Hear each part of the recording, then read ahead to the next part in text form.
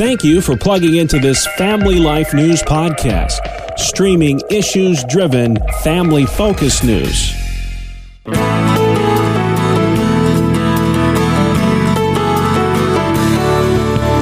And welcome back to another edition of Issues in Education.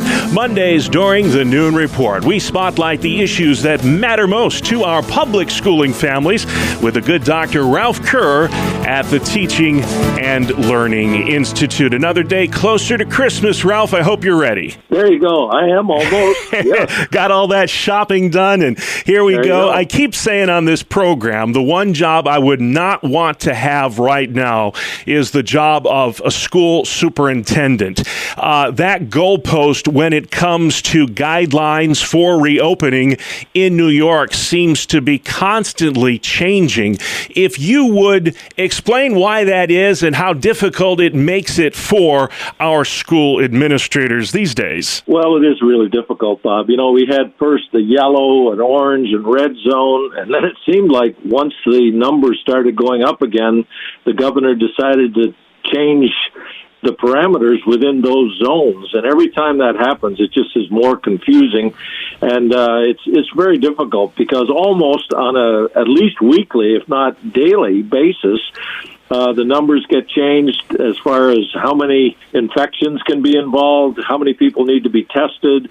And I guess the best thing to do is for people to just check out the dashboard that each school district is required to have on their website, and that would tell them what the latest on their local district is. That's the best we can do at this point. Yes, indeed. Hey, well, let's switch states, Ralph, and go to Pennsylvania. Big announcement last week from Governor Wolf when it comes to schools. No high school sports until January 4th. Given the proximity to New York and the fact that there are some sports that are allowed to take place in New York, do you think that crackdown is counterproductive, or is it prudent given the high number of COVID cases in the Commonwealth? Well, I think it really depends on your point of view. I can see where, realizing that schools within another 10 days or so are going to be shut until after the new year, that one might say, the best thing is just to close down because that gives us a little bit of break in the possibility of infections.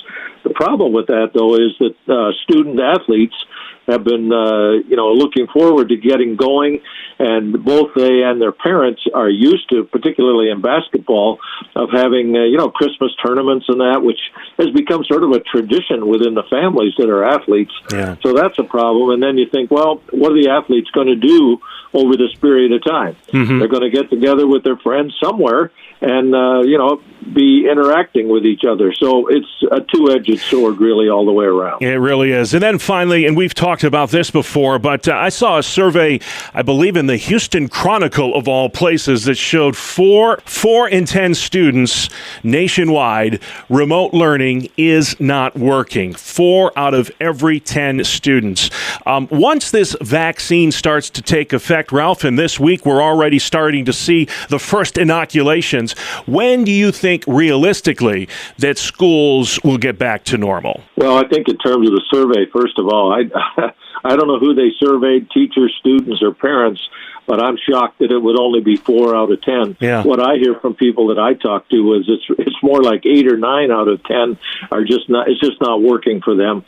In terms of the vaccine, what I keep hearing is that it's going to take what they call the herd immunity, and that gets up to 75 or 80% of the population being inoculated, and that's going to take a while. My best guess is that we're going to be looking at least September of 2021 before schools begin to take back any kind of normalcy at all. Yeah. Well, that will have to be the last word this week. And Ralph, this will be the last time we speak in 2020. I know you're like me.